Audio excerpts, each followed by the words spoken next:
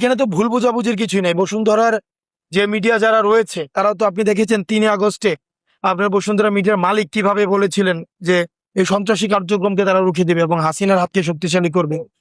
তারাই তো হচ্ছে গোলটেবিল কনফারেন্সের মধ্য দিয়ে আপনি তো বিভিন্ন মিডিয়ার এই শুধুমাত্র বসুন্ধরা না, বসুন্ধরা ছাড়া আরো অনেকগুলো গ্রুপ রয়েছে, অলিগার্ক শ্রেণী রয়েছে, তারাই হচ্ছে মূলত বাংলাদেশের রাজনীতিটাকে নিয়ন্ত্রণ করে।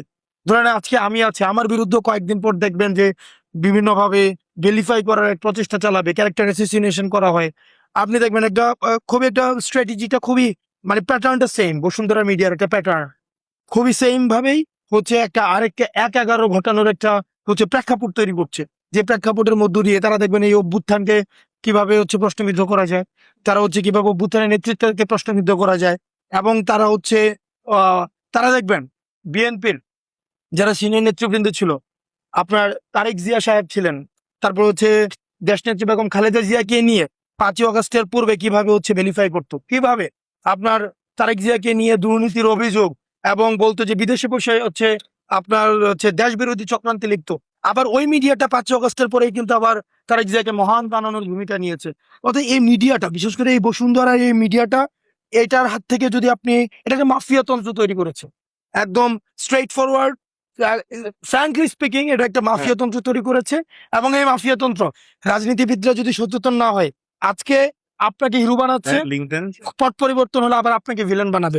সেজন্য এই মিডিয়া নামে যে বাটপার রয়েছে, মিডিয়া নামে যে অলিগার্ক শ্রেণী রয়েছে, মিডিয়া নামে যে মাফিয়া তন্ত্র রয়েছে, সেগুলো থেকে যদি আমরা ফ্যাক্ট বেসড জার্নালিজম না করতে পারে, আপনাদের মনে হতে পারে আমরা এনসিপির ভিত্তিক জার্নালিজম দরকার নাই।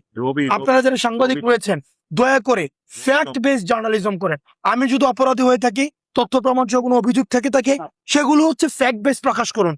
জানা গেল কি জানা গেল, তারপর হচ্ছে যেমন কিছুদিন আগে এক উপদেষ্টার বাবার বিরুদ্ধে অভিযোগ আসছে চাল চুরি নাকি করেছে, নিউজ করেছে যে অমুক উপদেষ্টার বাবার চাল চুরির বিষয়ে যা জানা গেল, নিউজে গিয়ে দেখে এটা কিছুই নাই। এই যে ক্লিক বাইটের জার্নালিজম, এগুলোর মধ্য দিয়ে আসলে ক্যারেক্টার অ্যাসোসিয়েশন করা হয়। অবশ্যই বসুন্ধরার গণমাধ্যম গুলো যারা অভ্যুত্থানের পূর্বে আপনি দেখবেন এই গণতান্ত্রিক কত পরিবর্তনকে প্রশ্নবিদ্ধ করেছে, নির্বাচনের বৈধতা দিয়েছে, হাসিনাকে বৈধতা দিয়েছে। এবং 5ই আগস্টের পূর্বে হাসিনা যে বিজনেসম্যানদেরকে নিয়ে হচ্ছে প্রেস কনফারেন্স করেছে, ওখানে গিয়েও তারা কিন্তু হাসিনাকে বৈধতা দিয়েছে। আপনি দেখবেন হাসিনার হাতকে শক্তিশালী করার জন্য তারা হচ্ছে ওখানে শপথ দিয়েছে, হাসিনার কাফেলাতে তারা হচ্ছে হাসিনার সাথে জান্নাতে জাহান্নামে যাইতে যায়, এমনও কমিটমেন্ট দিয়েছে। এখন তাদেরকে দিয়ে আবার আপনি গণতন্ত্র হচ্ছে পুনঃপ্রতিষ্ঠা করতে চান, এই বিষয়গুলোকে আমরা সন্দেহ চোখে দেখি।